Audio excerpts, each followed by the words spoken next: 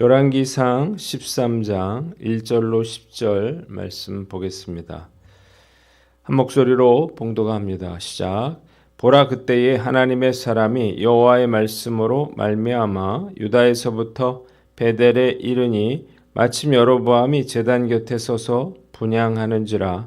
하나님의 사람이 제단을 향하여 여호와의 말씀으로 외쳐 이르되, 제단아 제단아, 여호와께서 이와 같이 말씀하시기를, 다윗의 집에 요시아라 이름하는 아들을 낳으리니 그가 내 위에 분향하는 산당 제사장을 내 위에서 제물로 바칠 것이요 또 사람의 뼈를 내 위에서 사르리라 하셨느니라 하고, 그날에 그가 징조를 들어 이르되, 이는 여호와께서 말씀하신 징조라.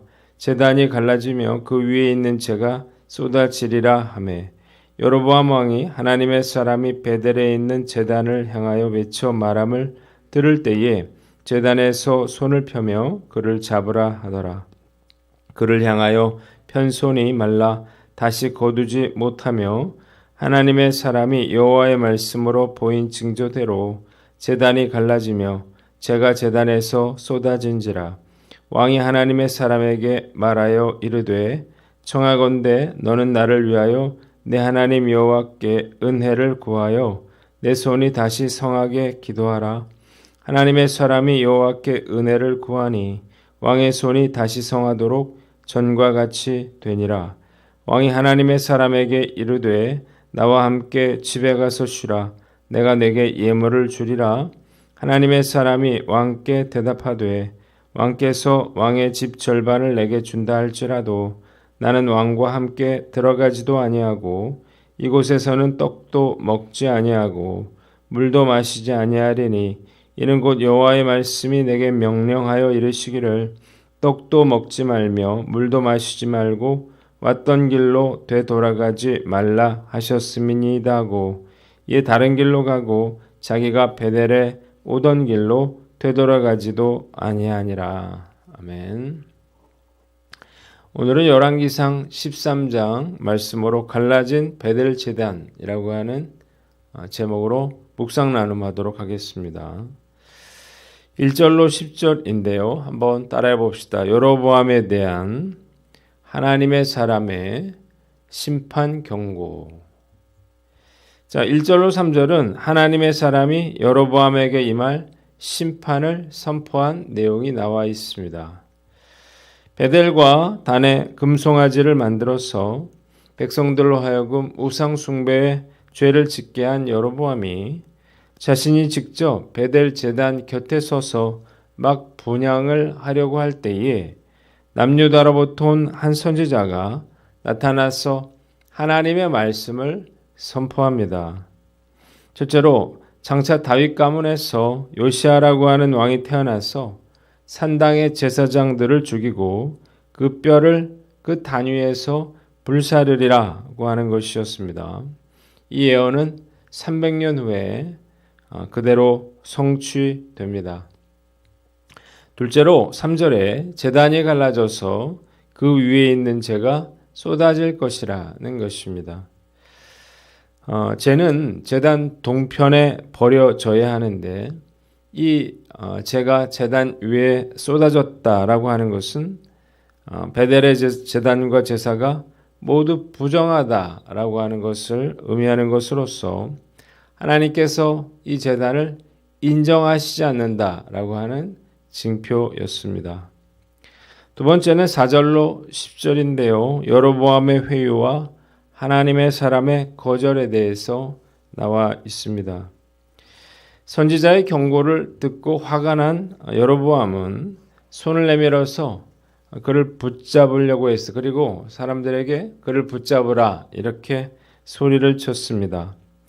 자신의 죄를 깨닫지 못하고 하나님의 심판을 명한 선지자를 대적하려고 했던 거죠.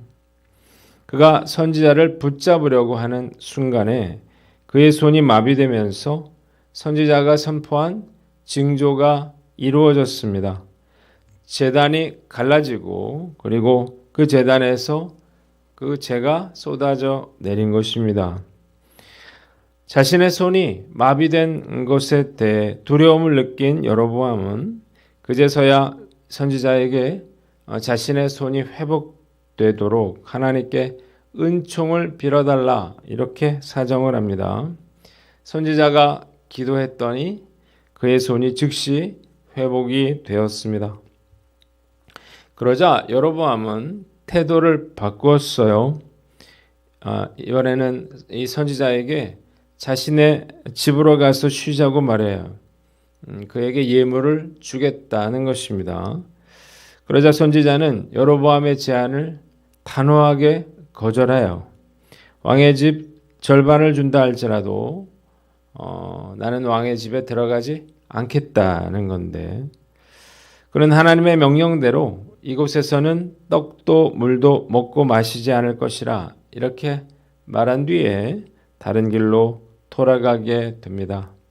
한번 따라해 봅시다. 경고가 하나님이 주시는 기회임을 알라. 하나님께서는 금송아지를 세워서 이스라엘 백성들을 우상 숭배에 빠지게 한 이 여로보암을 심판하시기 전에 하나님의 사람을 먼저 그에게 보내셔서 경고하셨습니다. 그가 그 경고를 듣고 회개하고 돌이키기를 원하셨기 때문이에요. 하나님은 선지자의 경고를 통해서 그가 다시 한번 돌이킬 수 있는 기회를 주십니다. 이스라엘 역사를 보면 하나님께서는 죄악과 우상 숭배에 빠진 백성들을 심판하시기 전에 수없이 많은 그러한 선지자들을 보내셔서 경고하신 것을 알 수 있습니다. 하나님은 한두 번의 실수나 잘못으로 그들을 벌하시는 것이 아니었어요.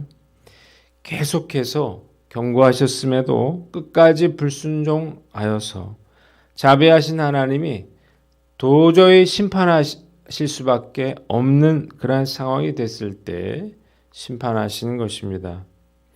에스겔서 18장을 보면 이스라엘 백성들을 심판하실 수밖에 없는 하나님의 심정이 아주 절절하게 느껴집니다. 31절 너희는 너희가 지은 죄를 모두 너희 자신에게서 떨쳐내버리고 마음과 영을 새롭게 하여라. 이스라엘 족속아 너희가 왜 죽고자 하느냐? 죽을 죄를 지은 사람이라도 그가 죽는 것을 나는 절대로 기뻐하지 않는다. 그러므로 너희는 회개하고 살아라. 나 주 하나님의 말이다. 라고 되어 있습니다. 설령 죽을 죄를 지은 사람이라 하더라도 하나님은 결코 그가 죽는 것을 기뻐하시지 않는다는 것입니다. 그러니까 하나님이 간절히 원하시는 것은 죄 지은 자라도 회개하고 돌이키는 것이었습니다. 그래서 하나님이 하나님의 사람을 여로보암에게 보내신 거예요. 물론 누군가 나의 잘못을 책망하는 것은 결코 기분 좋은 일은 아니겠죠. 자, 그러나 내가 이 책망을 어떻게 받아들이느냐가 나의 운명을 결정하게 되는 것입니다. 자, 다윗은 어땠나요? 나단 선지자가 그를 찾아와서 그를 책망했을 때 즉시 그는 자기 죄를 깨닫고 옷을 찢고 회개했습니다. 그러자 하나님께서 다윗을 용서하셨고 더 큰 축복으로 그와 함께 주셨습니다. 그러나 여로보암은 어땠나요?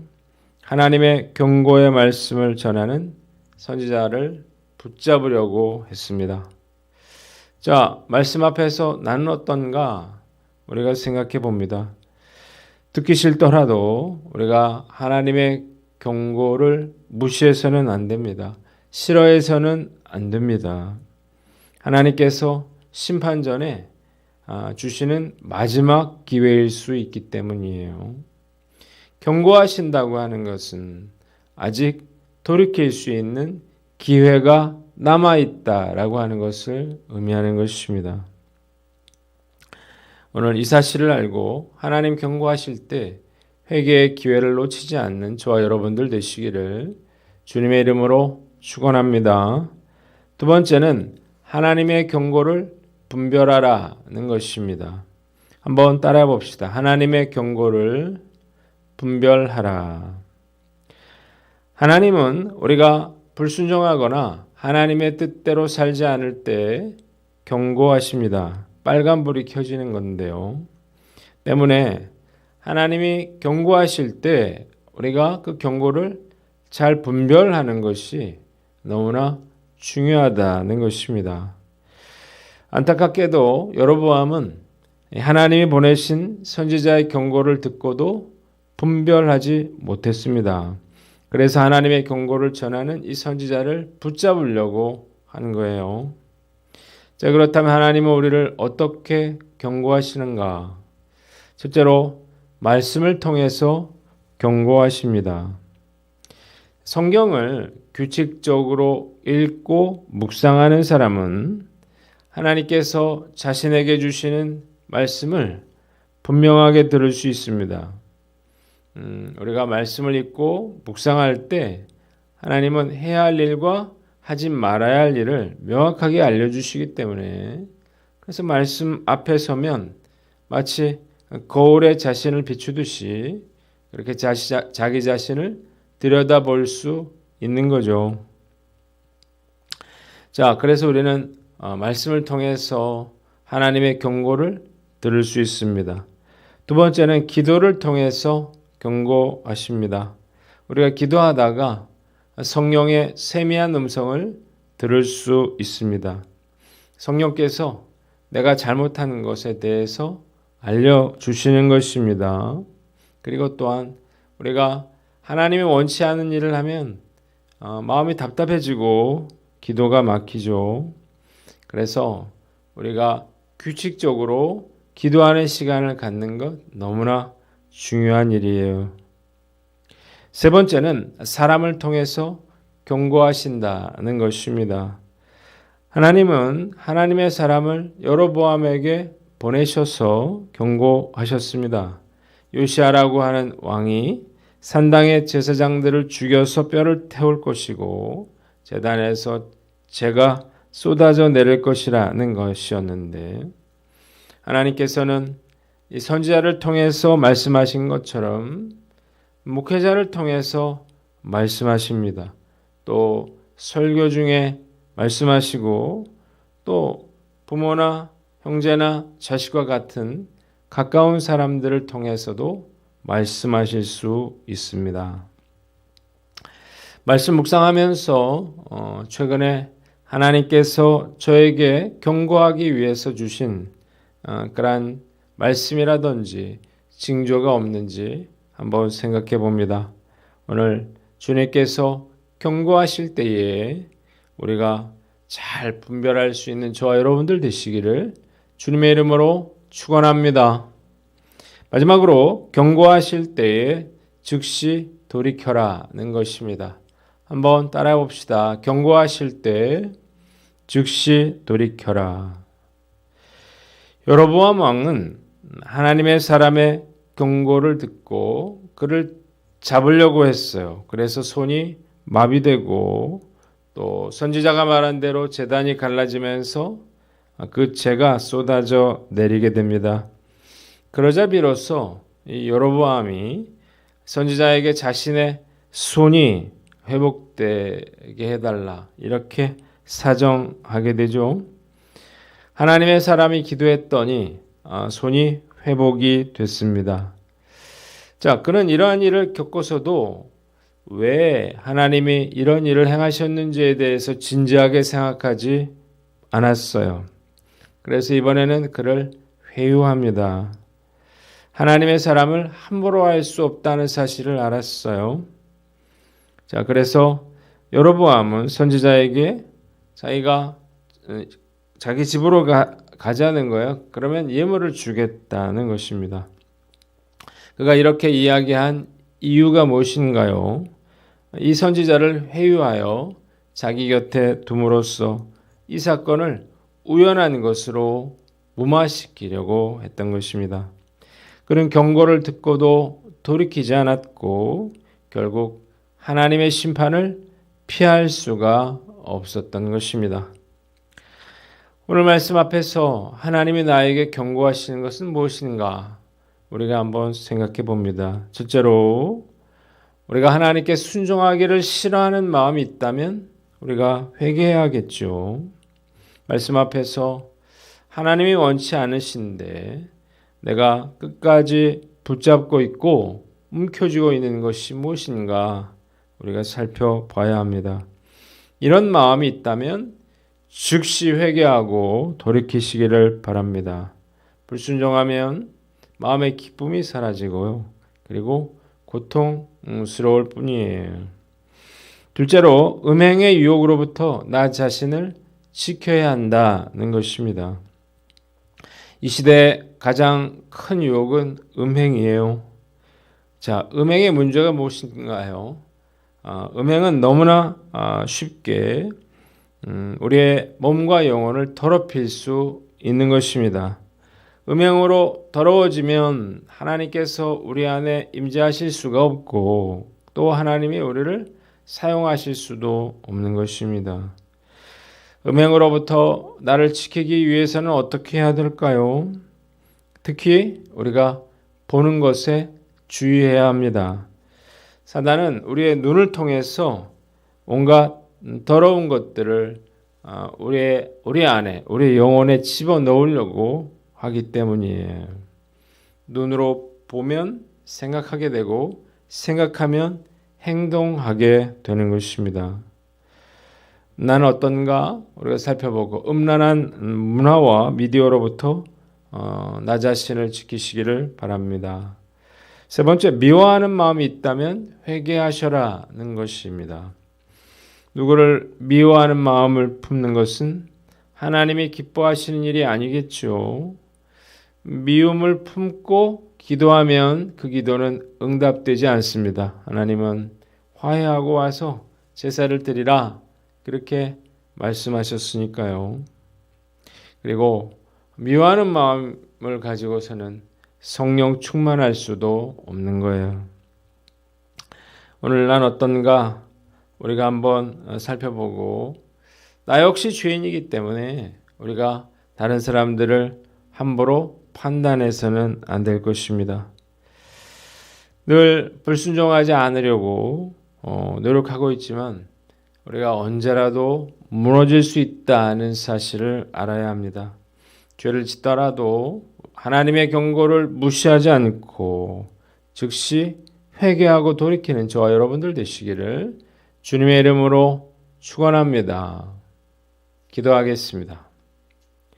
하나님 아버지, 우리가 잘못했을 때 주님께서 경고하실 때 우리가 즉시 회개하고 돌이키게 하여 주시옵소서.